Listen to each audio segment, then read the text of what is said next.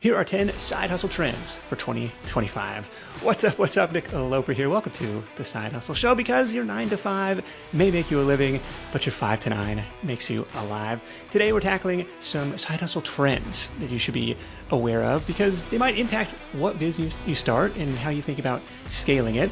And to help me out with these is a longtime friend and friend of the show. He's been covering online side hustles even longer than I have, from nichepursuits.com. Spencer Haws, welcome back to the Side Hustle Show.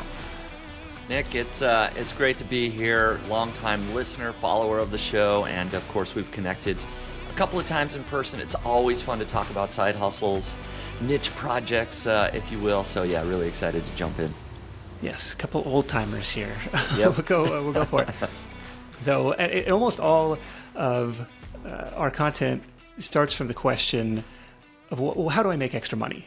And to answer that, I think it's important to know where the market's been, where it is today, and maybe where you see it potentially going.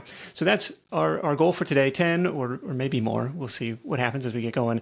10 observations from a couple, like we said, a couple of old guys that you can use, hopefully, to make some more money this year.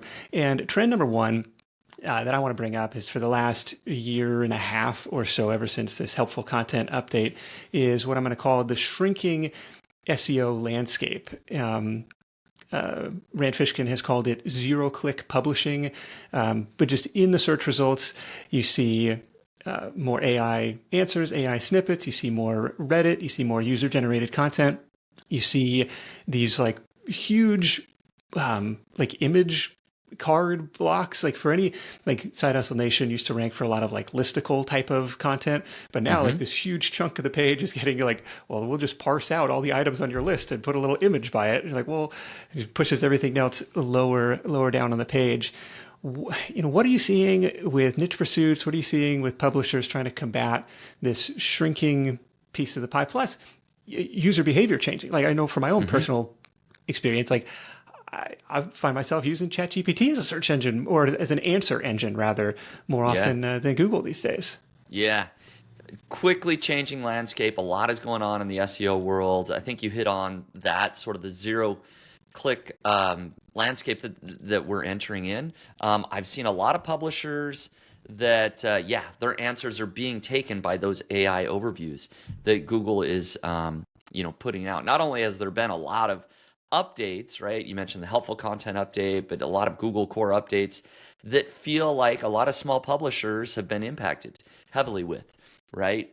But even some large publishers I've talked with privately with, that their rankings in Google haven't changed. Like they still rank number 1 for the term or number 2 for the term, right? That they originally ranked for. But because there's now this AI overview, they don't get as many clicks. Right? So the rankings technically haven't changed. They still are the number 1 organic result for whatever, but they're getting less clicks because people now just read that AI overview, right?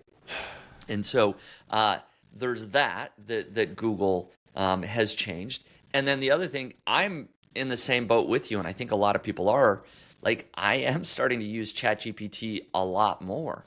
Right? Because it remembers what I searched previously. Like I'll say, hey, I'm starting a little side hustle on this. And then I might ask it a series of questions like, what do I need to get started? And then I might ask, later, what products should I buy to help me with that? Right? And it's just like this ongoing thing that you don't really do on Google very well. You'd have to type out like 2 paragraphs to do it. ChatGPT just remembers your previous searches.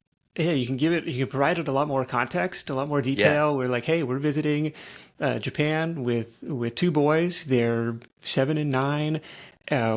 What do you recommend for this 2-week itinerary? And it like spits out this detailed day-by-day thing where it's like, but it's frustrating from the content creator perspective, because somebody had to create that for it to crawl. And it's like, well, where are they? If their business model was monetizing with ad revenue or affiliate clicks, like where are they left, and what's the incentive to keep creating this content for the AI to chew on? Like where does it go? Like for a time, and I'm still a little bit torn, like there's still got to be some value in being a primary source, like scooping a story, providing firsthand experience and review content.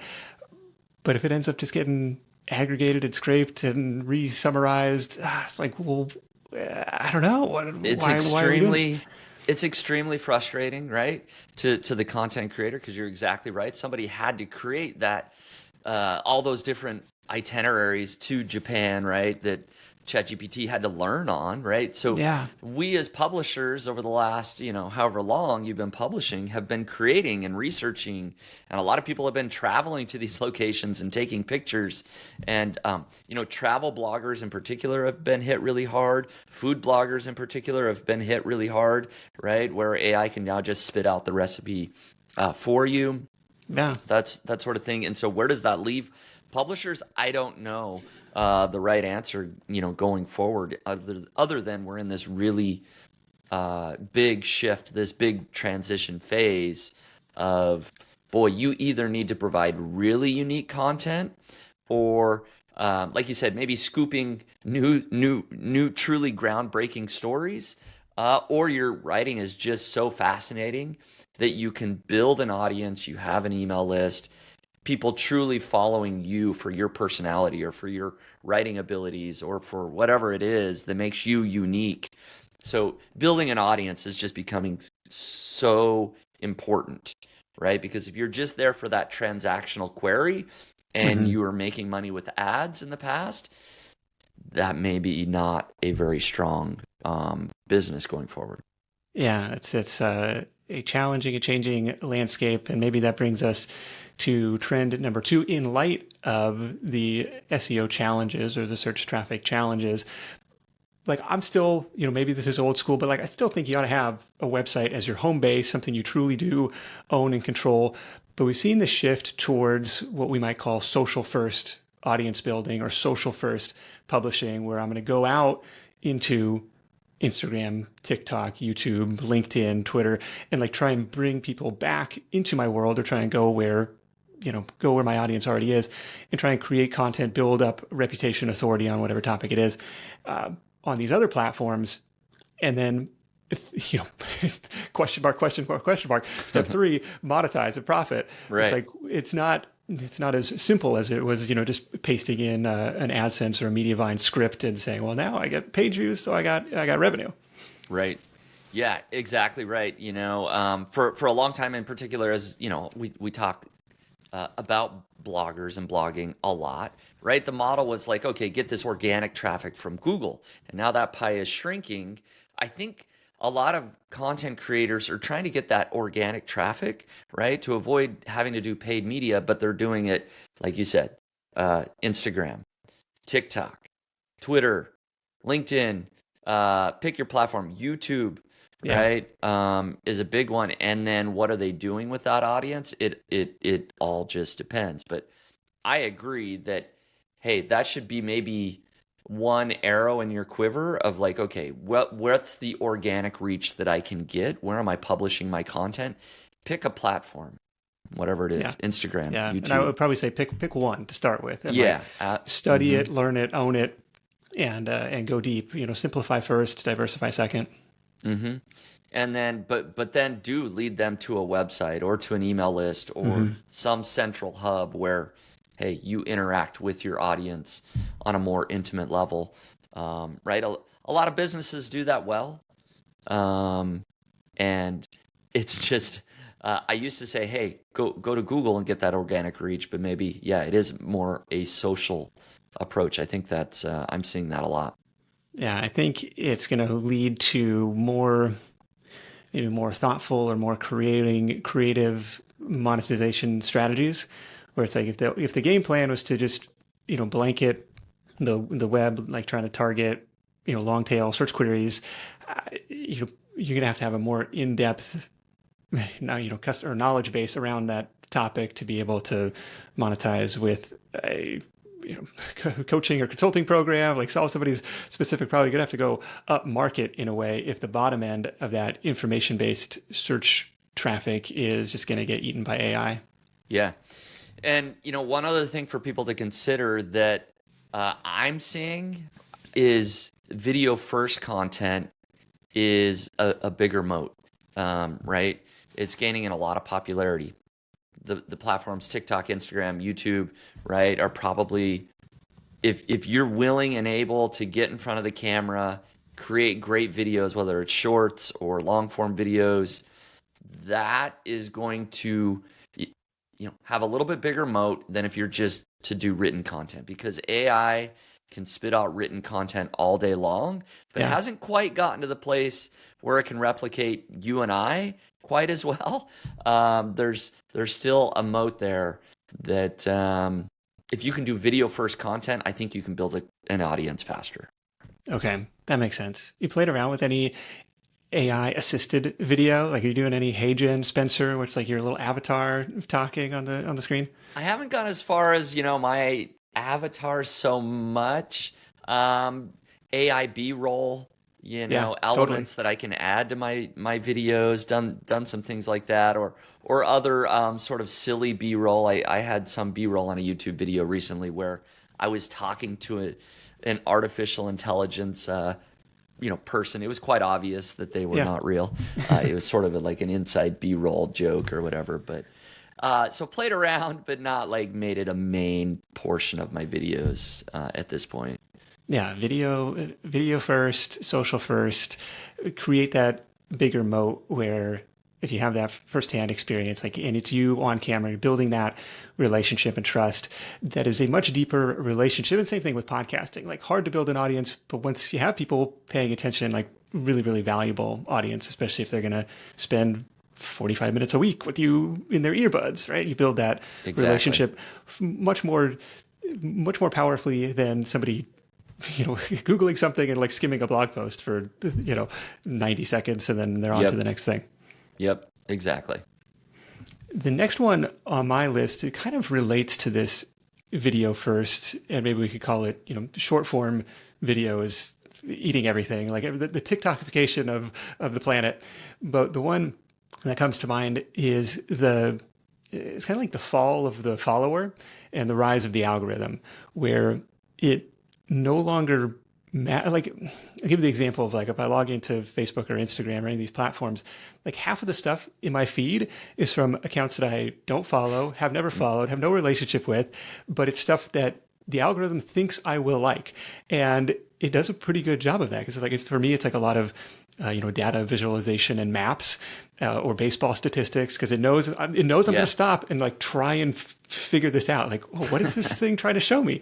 Or on Instagram, it's like a lot of like ski videos. Like, oh, watch this guy go over some crazy jump. Like, you have to watch the landing to see if he makes it.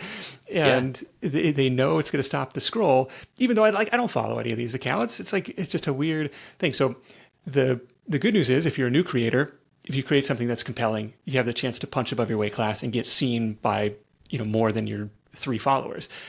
The drawback is, if you have a bit of a following, you still have to play the algorithm's game, and unless it's really compelling, even the people who do follow you probably not going to see your stuff.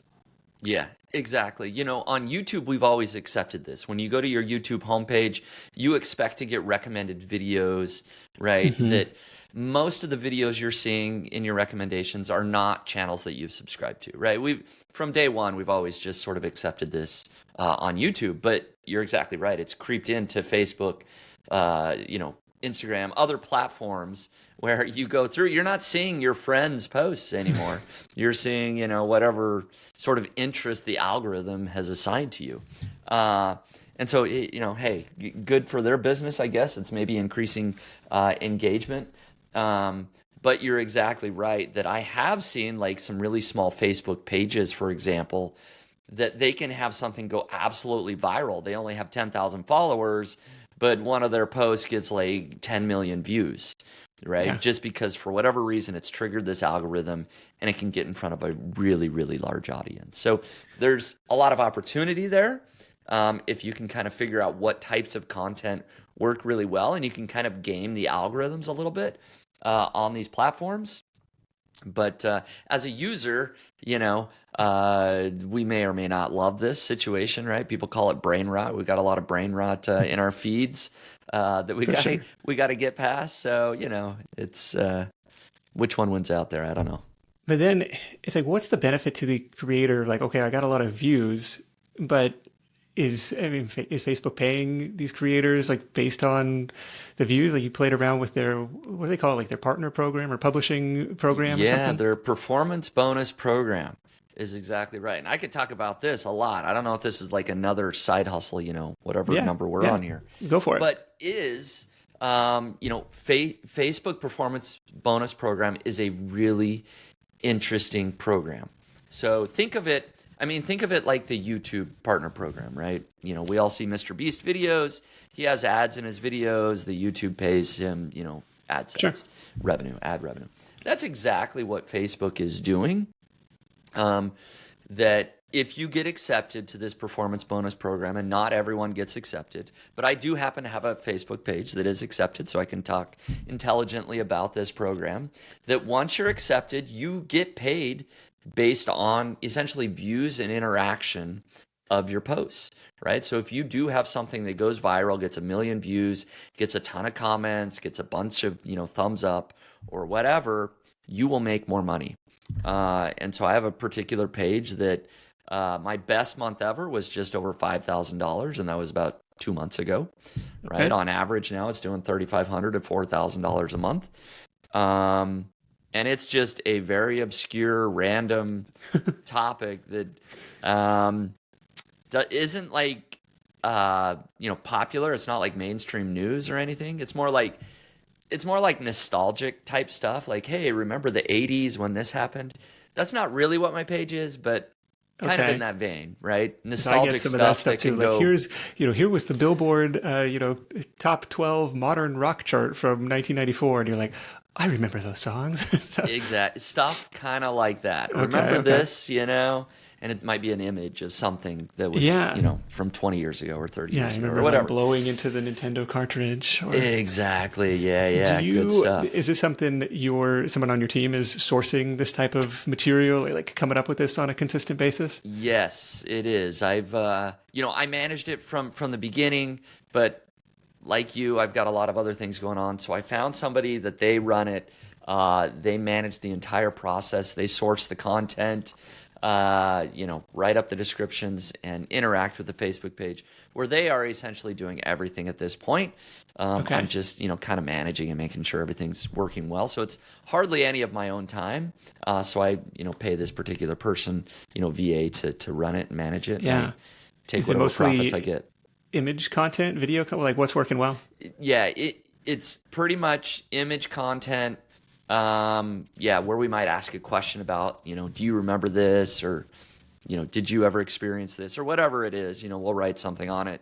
We might put a caption on the image, but yeah, it's image content. We don't do any video content at this point. So Okay.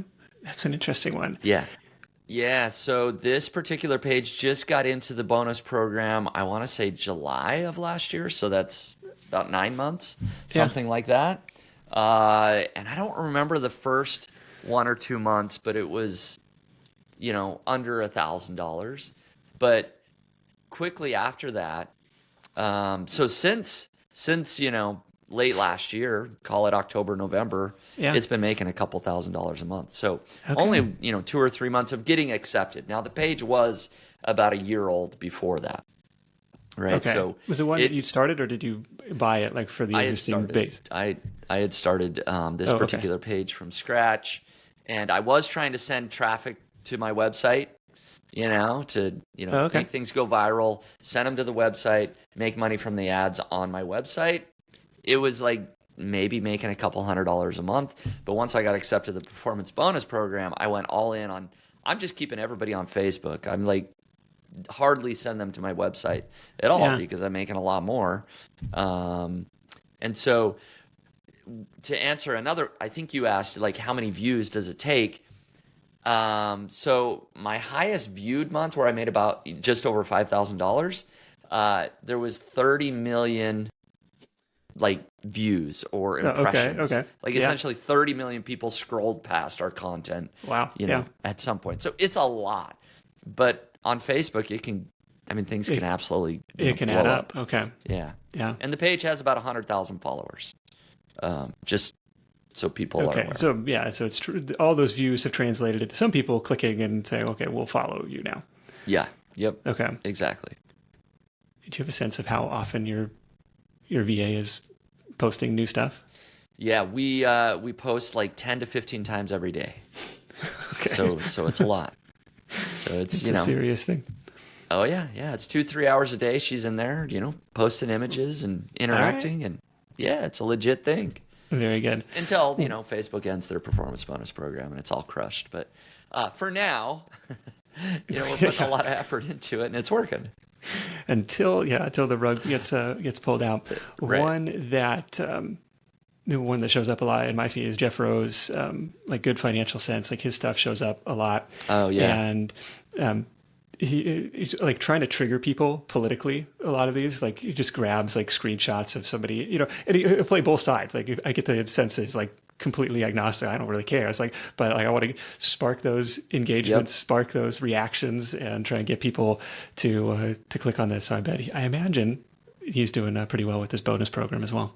Yep. No, and that's smart. We do similar things. So going to like your, Nintendo example, right? We might post an image of like 9 games and say, pick your favorite if you were stuck inside all day or something, right? Oh, Mike Tyson's Punch Out, that's the one I want to do. Or, it's stuff kind of like that, right? So it's fun like stuff. Engagement bait in a way. It's engagement bait sometimes, totally. Yeah. Oh, this is great. Yeah, get people debating. Oh, for sure. Yeah. Okay. I haven't applied to do this. I maybe I need to find a VA like yours to come up with this type of content, even if it's side hustle related. That could be an interesting way to grow the page and another revenue stream if the page views are going down on the main site. Yep. Yeah, absolutely. There's potential there. All right. What's next on the list for you? So let's see. We've talked about, another thing, like we kind of talked about artificial intelligence kind of showing up everywhere, but there's people that are truly starting like artificial intelligence businesses, right? So call it vibe coding, right? We now have people using these tools that they're not coders, that they're building software products, they're building apps, they're building little tools that people are paying for or using, right? And so if you have followed Peter Levels on Twitter, for example, he's built a tool using he's built a game using artificial intelligence. It's like a airline simulator. It's like a airplane simulator type game that thousands of people can play at the same time. So everybody's like doing flight simulators together. So you got I don't know. I haven't played it, but you're dodging other planes and it's just absolutely, blown up. But he built it all with artificial intelligence. And he has a large following, so he has been able to, get a lot of users very quickly, right? That's a big part of it, is having that built-in audience. And now he has sponsors in the game that are paying like, hey, we'll sponsor the cloud or we'll sponsor the building, nice. Right? And so he posts it, but it's insane numbers. Like it's over $50,000 he's made in this. It's like less than a month old, right? Wow. And so, but there's lots of other examples now of people that are building tools and apps and actually selling them or, allowing people to use them, all using, Cursor.ai as a tool. There's Lovable AI. There's all these tools you can use where you basically chat, you chat with the AI and it builds the app for you. Yeah, isn't that nuts? Just like natural language. Crazy. This is what I want to build. We did a whole episode about this with Pete McPherson from Do You Even Blog. He's built out a handful of these different tools. His latest one is like an email list gadget, I think it's called. But he's got several of these, exited at least one of them. Is that right? Wow. It's like, it was really interesting how he recommended, okay, I want to start off by asking ChatGPT, like, hey, I want to build this big picture. What do I need? And it'll list out, like, here's what you need to do. It's like, step 2, go to Cursor, natural language. Here's what I want to build. These are the features and functionality that I want to have.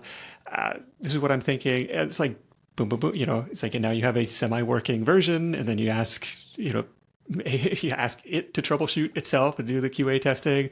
Yeah. And now you got to go figure out the marketing and sales piece is always the challenge of that. And his recommendation was to like, start with your own pains and problems, scratch your own itch, and like, we called it kind of unbundling of different tools where I may not need the whole feature set of an Ahrefs, for example, but like if I could do this one little piece of it, okay, maybe that's something that people would be worth paying $9 a month for or $19 a month for.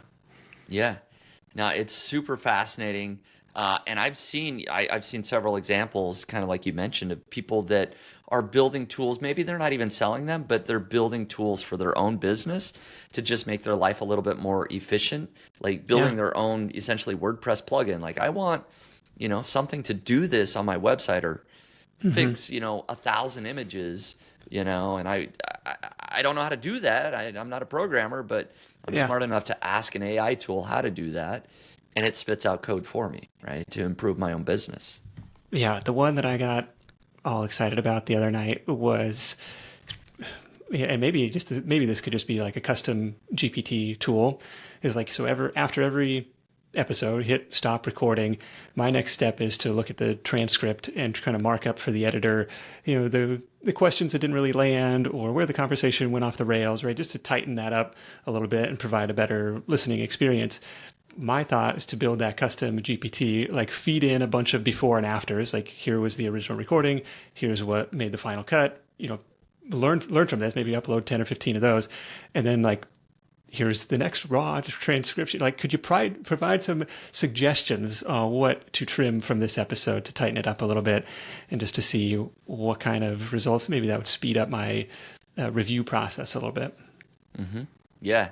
Now, there's like so many applications of different things that you can do across your entire business. It's an exciting time, right? But things are changing so fast. But the good news is that like such a small percentage of people out there, even though everybody listening may have heard that, hey, I can actually get AI to do some coding for me.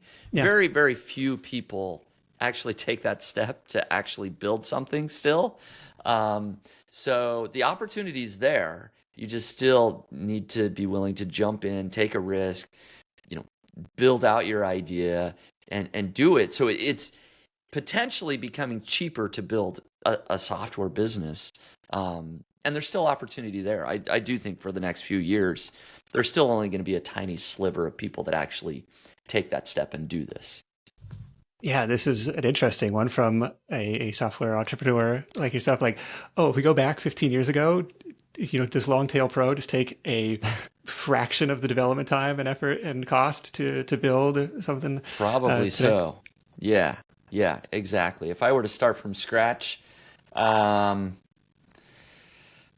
probably still have to work with a developer, but I bet I could get it 50% of the way there. You know what I mean? Yeah, it would definitely be way cheaper to build something now. I like this idea of building something for your own use, and then maybe with a few tweaks, it's almost like white labeling to a different audience. Like if somebody else, if another podcaster wanted to utilize the same, editing assistant, maybe they could do that. And then maybe someday Descript wants to buy that from me and I've got a nice little chunk of change for my exit. Yeah, exactly. And so here's another side hustle trend that I'm seeing that's very related, right? So I think we piggyback on this, is creating free tools or free websites that perhaps are, generated with AI or not, right? Either way. But I've been covering on my YouTube channel, I cover a lot of free games, or free tools, free calculators, a lot of these things. Like, for example, a couple of them are really simple tools like a YouTube thumbnail downloader. All you do is you pop in the YouTube URL and it pulls the thumbnail for you, right?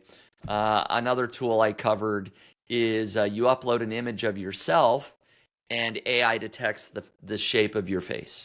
Do you have a round face or an oblong face or an olive face? Like, I didn't even know this thing existed, right? But for example, the face shape It's called oh, what's the website? Anyways, I can't remember the exact website that it's called, but it gets something like 2.5 million visitors every month. That are coming. People just they want to know the This shape little of their like face. face shape quiz thing. Okay. Yeah, it's like face shape AI. You upload an image of yourself. It says, "Oh, you've got an oblong face. Congrats." But they're just monetized. They're just monetized with ads, right? Yeah. But there's lots of calculators. Like there's a sleep calculator. A fun one is snowdaycalculator.com, where it just predicts. You put in your zip code, and it predicts if you're going to have a snow day tomorrow. Like, what are the odds this school's going to be canceled tomorrow, right? Okay. And that gets like 3 million visitors a month during the winter months, Wow. right? So there's a lot of these little either free tools, or there's lots of games. There's tons of examples of games out there. Like you could just think of some, silly word game or shape game or whatever Yeah. it is. You make it free, monetize with ads. The thing can be built with AI or simple coding, right? So a lot of these free websites, free tools, a lot of these things, I'm still seeing do really, really well. Do you know the secrets behind what's driving the traffic for like the face shape predictor or the snow day predictor or anything like that? Those examples, well, the face shape one does really well in Google. It is getting a lot of organic And this is something traffic. people are searching for. Yes, yeah. Like here, if I search, what's the shape of my face? I want to get the detectfaceshape.com Okay. is the website, right? Yes, people are searching for this. I was blown away. Like the keywords, like it's hundreds of thousands of searches every Wow. month for Okay. a bunch of these. So that is a Google play. The snow day calculator one gets a lot of repeat visitors. Once people Got it. find it, they just know, hey, this is the. I don't know Yeah. why so many people look at this. No, but I people that can want to get out of school. They're 100% hey, sounds like something my kids would check every morning. exactly. Yep, exactly. There's clouds today. Maybe I can get out of school tomorrow. Yeah, and you're like, well, Is it's exactly what 54 they're doing. degrees, so don't get your hopes up. That's right. That's right. So No, it's this fun is cool. stuff. This has always kind of been on the back burner. What is kind of the niche tool or little calculator, and maybe with the help of AI, maybe it's a little simple game. One that we talked about after a recent trip, we went to Hawaii with the family, and we're snorkeling along, and my 6-year-old will tell you the story of like the giant turtle attack. And it's like, of course, the turtle is paying him no mind at all, but like the water was kind of cloudy and it shows up like 2 feet in Oh front of our yeah, face, and so scary. he's like freaking out, and I'm like, dude, did he see a shark or something? So maybe we could make like a Crossy Road style game, but it's like turtles and sharks and jellyfish, like something where you have to like go across the ocean this way. I like it. It's got to be something there, maybe there's something, a little browser based game that you could do based on that, and who knows, The, maybe people find it. yeah, absolutely. I mean, I honestly think there are thousands of ideas that sometimes the sillier the better, right? Because they might have chance to go viral. Either create a really great game, right? Or if it's something silly that's fun Yeah. that people might talk about, it's got the opportunity to be shared a lot and can do well. So lots of opportunity there. Yeah, there was I saw a Twitter post about this, and I'll see if I can dig it up for the show notes. But it was a bunch of like software or little tool ideas, and it was sometimes it's something simple like do how to improve images in Word, or like maybe you can kind of piggyback a question based query with Word, Excel, some software tool, and like maybe there's some like layer on that you could add to that for a workplace. So maybe if people are swiping the company credit card, they think less about it than pulling out their own money, and so maybe there's something there. Yeah. And to piggyback on that a little bit, we talked about, hey, Google is changing, organic traffic is searching for a lot of content creators.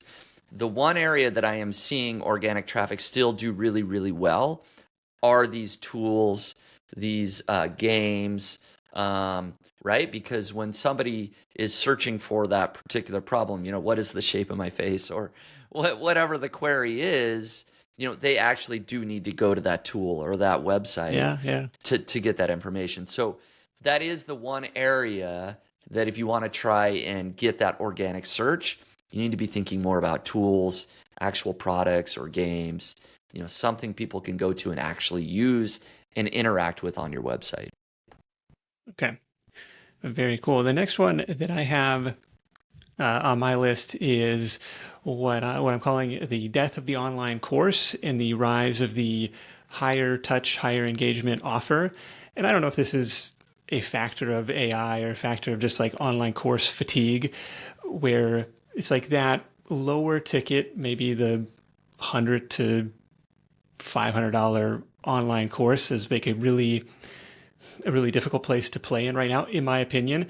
And what we're seeing is a shift towards the, $1,000, $2,000, maybe $2,000 to $10,000, Yeah. as much as $30,000 for like some really high touch. You have a dedicated coach who's going to hold your hand. Maybe there's some, on-site local, retreats or workshops that are included in this.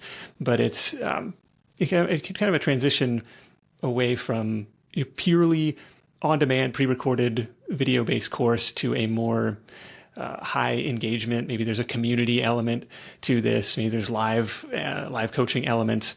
And so, if you're thinking about structuring an offer, that's just something to keep in mind for going forward. Yeah, and I think part of that is that there's so much information for free on YouTube through video content. I think that's part of it, right? Is that, hey, maybe I used to buy a video course for $200 or $500, but now I can get 90% of the way there just with free content on Yeah. YouTube. So people are, if it's just video, maybe I'm not going to do it. But I do believe that you're exactly right. More and more people are craving in-person type meetups or community-based, where you can interact either in smaller groups. Maybe you have a mastermind that's part of this community that you can meet up with on a regular basis, or you get that more high touch, like you said. That's what I'm seeing, and same with me. I'm part of an online community that I paid for a few years, but I don't pay for the education part of it. Hmm. It's really just the community part of it. Yeah. That I'm there because I like the people that are in the community. And, when I have a problem, I have a group of people I know and I trust. I know they're experienced. I can bring up an issue and I know I'll get an answer. Yeah.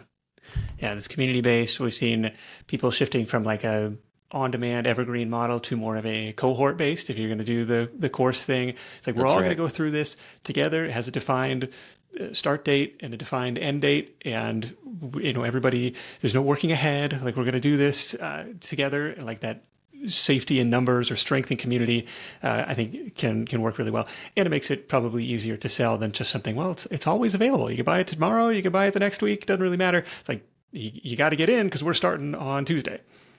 Yep. Yep. Exactly right. Yeah. I think those types of models work well. Seems to be the trend. That's what I'm seeing. Yeah.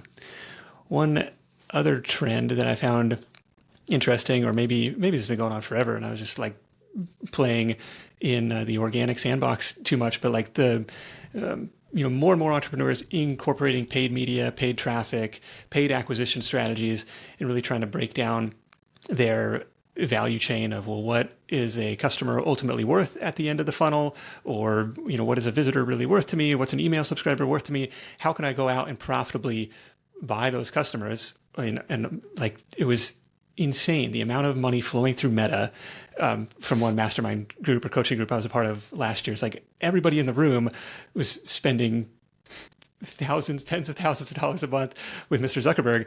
And I was like, dude, what an amazing business that they built. Yeah. Yep, exactly right. But I mean, that's sort of the golden opportunity that's always been there. Is that if you know that it costs you $1 to acquire a customer, and you can make $2 for every customer that Mm-hmm. you get in the door, you're going to just spend as much money as you possibly can, Yep. right? And I've personally never landed on that perfect business where I can just spend tens of thousands of dollars every month and I know I'm going to make tens of thousands of dollars in profit because I'm buying that traffic. But some people have. Yeah. Some people have. One of those examples that has been very public about it is Matt Paulson. He owns MarketBeat.com, where it's a financial newsletter business where he spends essentially as much money as he possibly can to get people on his email list. And he now has, I think it was either 5 or 6 million subscribers that he just passed Wow. on his email list. So it's a huge business at this point. And he's calculated out, okay, I know I'm going to make this much in the first week, because we send this many emails and this many convert. We know we're going to make this much after the first month or lifetime value of the customer. And so he just keeps pouring gas on the fire there. Well, yeah, so you can get that flywheel spinning. Yeah, spend as much as you can. Yep, exactly right. And so this might be part B of this side hustle trend. The trend that maybe has been around for a little while is newsletters. Newsletters as a business, right? Huh. I think is what I'll put that category in, is a lot of people are sort of foregoing the traditional website and they're truly just focusing on, we just get people on the email list and then we have sponsors that pay to be listed in our email newsletter, right? A little ad spot. And so you get 50,000 or 100,000 people on your email list, and you're going to make $1,000 every time you send an email newsletter out to your list. You do that 2 times a week, right? All of a sudden you're making $8,000, $10,000 a month. And so this has been a trend, definitely a side hustle trend that I've seen, is monetized email newsletters, and that is the platform. Like, that's it. Yeah, it's interesting. Well, we create all this content with the goal of getting people on my newsletter. It's like, well, what if the newsletter is the content? And that's working really well for some people. And maybe an even clearer path towards that lifetime value of a subscriber metric that you're trying to figure out. And like, okay, now I can go out and buy subscribers. Essentially, we talked with Ryan Snedden on like the Naptown Scoop, like local newsletter for Annapolis. It's like, well, based on this ad load and this frequency, it's like exactly what you described. Like, I can totally go out and buy subscribers.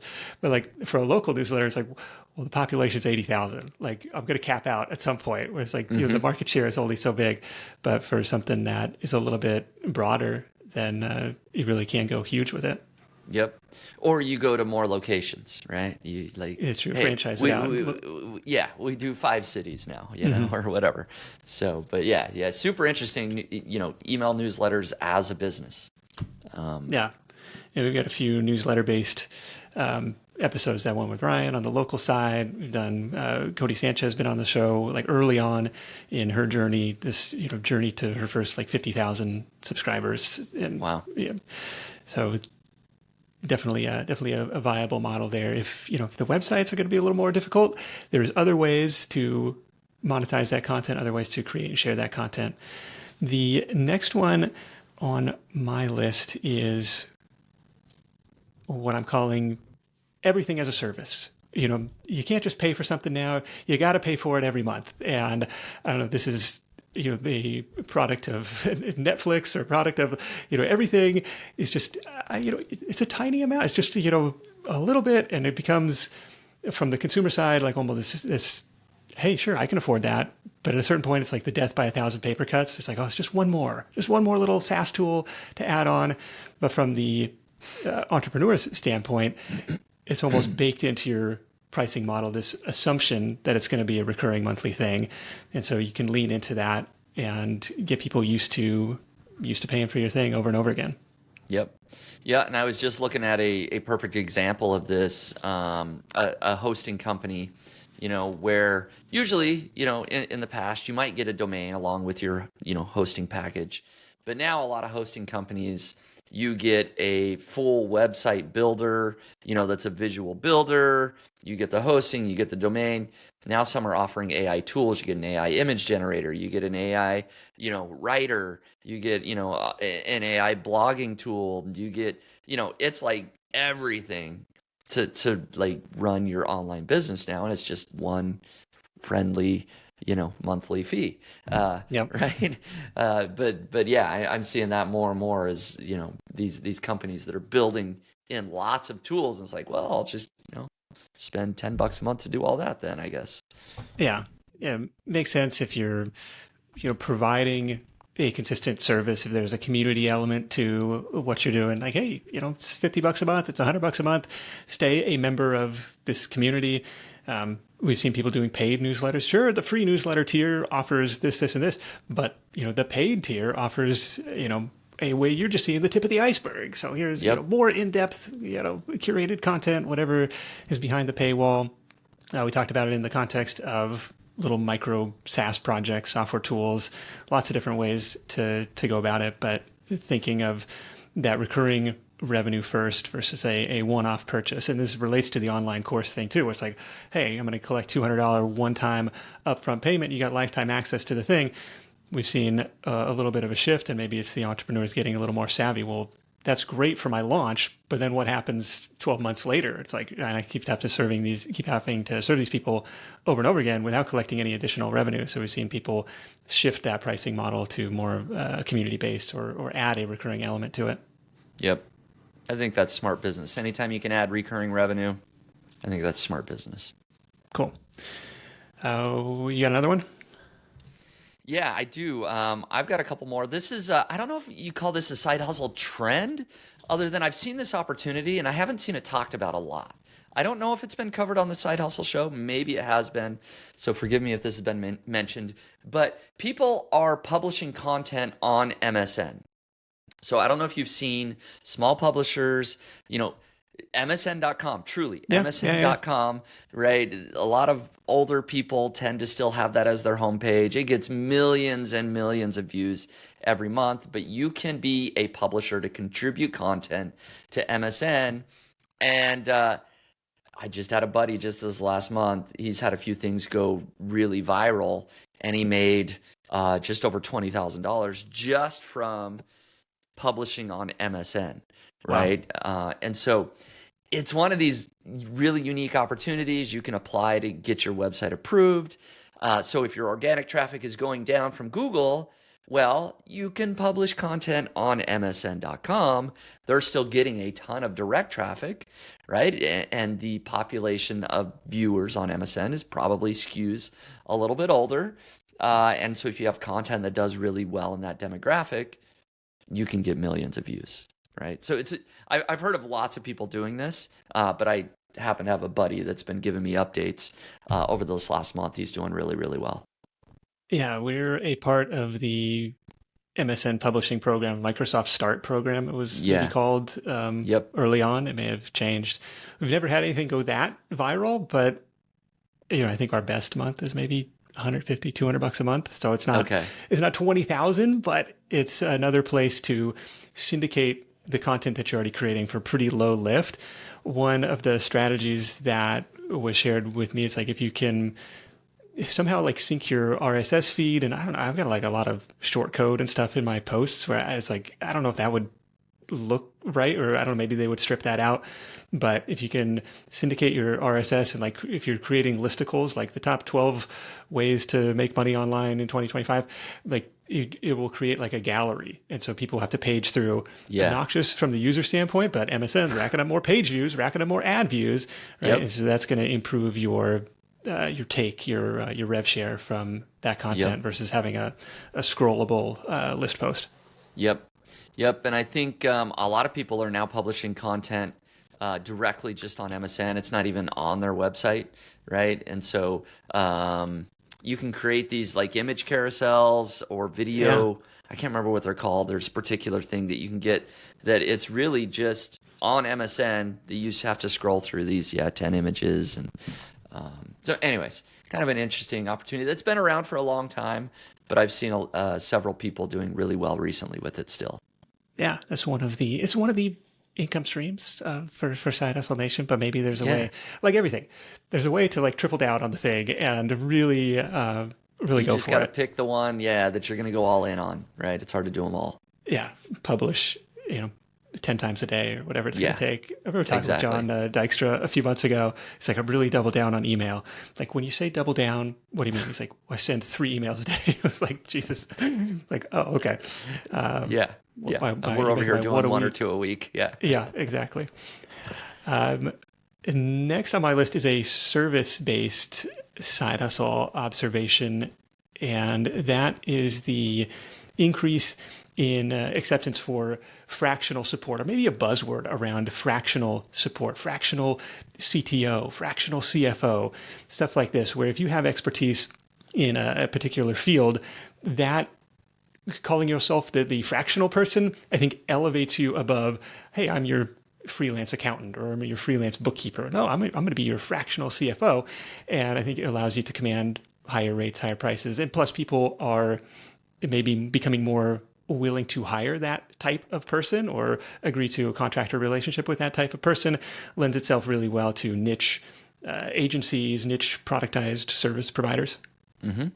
Yeah, absolutely. I mean, we see this all the time. From a user perspective, if I go to Upwork and I'm looking to hire somebody, and I get people that apply that are sort of generalists, right? They say, "Oh, I can do this, I can do this, I can do this. I can do it all." Versus somebody that says, "I create financial spreadsheets in Google Sheets, and that is what I do." Right? You're going to hire that guy if you're looking for a financial spreadsheet, and you're going to pay way more. Yeah, I'm going to be willing to, right? I'm like, Yeah. you're $30 an hour versus the $10 an hour guy, but I'm going to do it because that's what you do. So if you can be a specialist, in your field and sort of market yourself as either the fractional or, I am the go-to email newsletter optimization person or whatever it is, Yeah. you're going to command that higher price. Yeah, exactly. I'm the go-to person for viral Facebook partner program content Exactly. in your niche. Yeah. And that person does exist. I know who that is. Very good. Very And they have a good. thriving business. The next one on my list is what I'm calling influencer marketing partners or influencer co-founders, where almost like you might have a technical co-founder. Now you might have an influencer co-founder or influencer partner. And at the very top of the food chain, you have Mr. Beast and Feastables and stuff. But like even lower down, we've had examples of e-commerce sellers on the podcast, kind of tapping into this really, really broad segment of what they called micro influencers, people with like 500, 1,000, up to maybe 10, 20,000 followers, like not super viral accounts, but they've got people paying attention to them. They have been in the content creation game. They know how to make something compelling, and sending them samples of the product and really leaning into that as a marketing channel versus trying to go out and find traffic and buyers the other way or through other channels. Hmm. Yeah, and it's smart, right? Because a lot of times if you have a product, you've got a good idea, you have 0 followers, if you can kind of skip that whole step of building things up over the years and partner with somebody that already has that influence, already has that following, it's like almost a guaranteed way to launch to success. Now, you just have to be willing to either give up a piece of your business or give up, revenue of the business, and figure out a model that works well for you. But I think it's a smart business for influencers that, hey, there are a lot of people that have tons of followers, but they don't have any good business ideas. Like they just, they have influence. And then there's other people that have really good ideas. They don't have any influence. So if you can partner that up, it's a cool model. Yeah, we've seen it from the standpoint of, hey, we'll give you affiliate commission for everyone that you sell, like through Amazon Creator Connections or whatever, or we'll just send you free product, or we'll pay you a flat fee to create Yep. this type of video. But lots of different ways to structure it. But kind of the secret sauce seemed to be either casting that really wide net. Okay, I'm going to send out 1,000 messages to these different accounts, or finding like that one really influential partner to bring in who can drive consistent traffic. And it was on My First Million, where Sean was pitching this like virtual assistant company for a while, and it was like he bought a stake in that, and then turned around and used his influence from the podcast to like drive customers to that business. Mm-hmm. Yeah. Yeah. No, really, really, really smart. So, All right, what's next? all right, this might be my last one that I have here, and I don't know if I'm seeing it as a trend, but it's something um, that I'm gonna try a little bit, and I could see this developing into a trend. You tell me, whether it is or not. But actually going the other way, more people are going more online, more AI, more technology, going the other way, going back to physical products, items you can touch, feel. So, one thing that I am actually going to be trying is reselling items on eBay. This, has been around Yeah, for how yeah, many decades now? everything that's old is new again. Everything that's old is new again. So, part of the reason I'm doing this is I do have older kids that are looking for summer jobs. And so I'm like, what's something that teenagers can run? And so we just went out this weekend. We bought Amazon return pallets. Oh I wow! actually picked them up at a liquidation Is it warehouse. is it the Where You Been store? No. Somebody, I was like, that's a fantastic name for this bin sale place, but because I know Yeah. it's in Eastern Washington somewhere. Oh, okay. No, there actually is in the Tri-Cities. It's not a bin store, but it's actually this guy has a bunch of contracts where I mean, he had like 300 pallets of just Okay, Amazon returns, Walmart return, big box store returns. We bought three of them. love it. Uh, we're gonna unpack it, try and resell it on eBay. So it's not a new business, but I feel like going back to the basics of like there's gonna be stuff that Yeah, people are gonna want to buy for cheaper than they can get in the store forever. That's yeah, never going away. So the trend of going to a business that isn't going to be as impacted by all the technological changes, I think is a smart trend. yeah. Exactly. The local plumbing service is not worried Yeah. about AI. He's not going to come. The computers aren't going to come and fix your pipes. Yep. But Exactly. if nothing else, you'll get some content about the pallet flipping, pallet return business. That's exactly right, right? So I'm hoping I get a summer job for my kids, maybe get some good content for me. I expect to make approximately $0 on this business. I'm hoping that my kids, earn some money, and but who knows? Maybe it becomes profitable. We'll see. I mean, that would be ideal, but Yeah. if I can break even on it, I'm happy. No, that's a good way to expose them to this buy low, sell high. Yep. And is it worth the work of picking through all these things, listing individual items? Like, there's a lot that Mm-hmm. goes into it, and it sounds like a kind of luck of the draw. And you don't get to see everything that's in that pallet before you get it. But we do have Yep. an episode on pallet return item pallet flipping. It's just because it's something that comes up on people's side hustle lists. So I'm curious about it, and Yep. somebody was making it work, but kind of similar. Like they made a couple, I think maybe 25 grand over the course of a year or two in doing it. But if they didn't, it sounded like if they didn't have the YouTube video of themselves filming doing it, it's like I don't know if we would really, it would be really worthwhile. But Yep. that's a cool one. I do want to piggyback on your. Well, what are the things that AI isn't going to impact or take away? And part of that is this shift towards maybe a shift in interest towards local services, the window washing businesses, the house cleaning businesses, the power washing companies, the mobile car detailing, like these blue collar type of side hustles where you could start relatively low cost, relatively low risk, and don't even need like if you have any level of digital marketing savvy, you're probably going to be head and shoulders above the entrenched competition.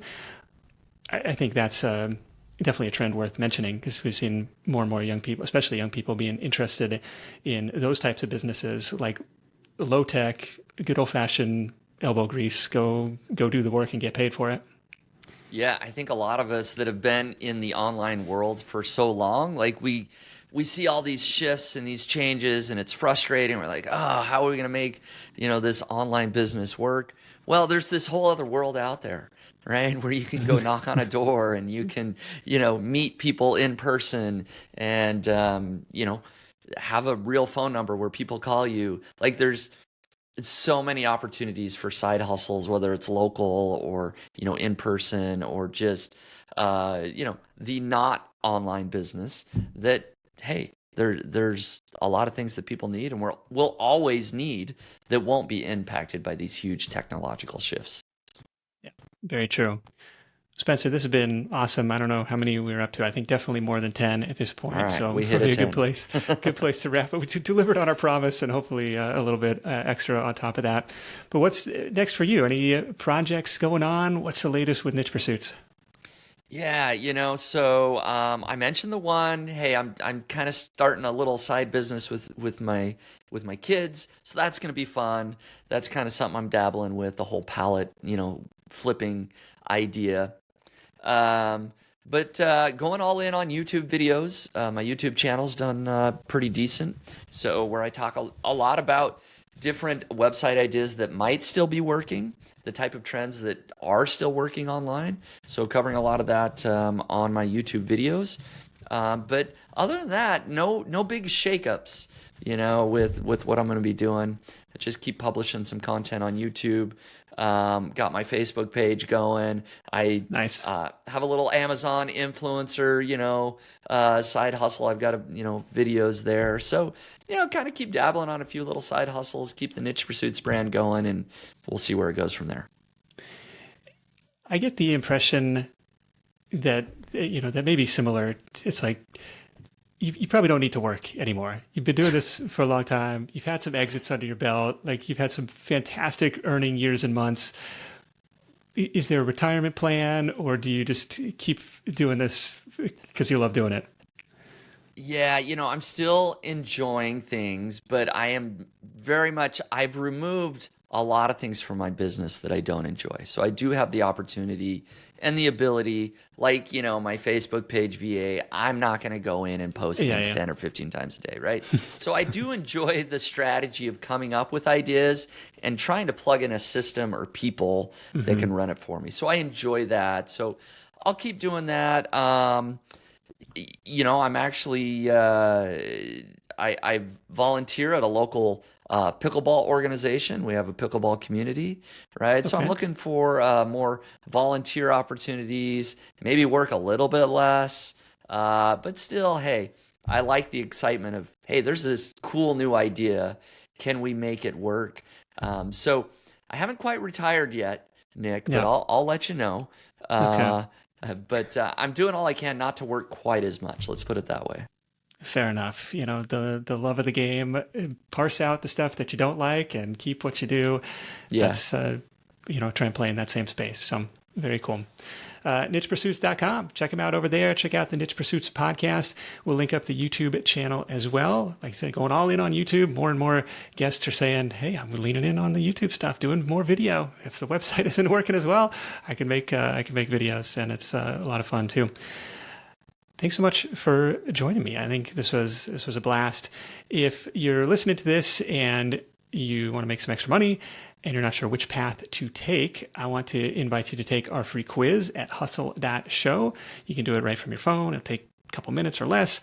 And then based on your answers, we're going to give you a custom curated playlist to hopefully put you in the right direction. These are going to be 8 to 10 Side Hustle Show episodes based on your answers. Hey, what should we listen to next? And if you want more Spencer in your life, you can go listen to his 3 or 4 Side Hustle Show appearances as well. But hustle.show, that's your personalized playlist quiz. And just again, a few short questions about your interests and goals. And you can get that personalized playlist, add it to your device, learn what works, and then go out and make some more money. Big thanks to Spencer for sharing his insight. Thanks to our sponsors for helping make this content free for everyone. As always, you can hit up sidehustlenation.com/deals for all the latest offers from our sponsors in one place. That is it for me. Thank you so much for tuning in. Until next time, let's go out there and make something happen. And I'll catch you in the next edition of the Side Hustle Show. Hustle on.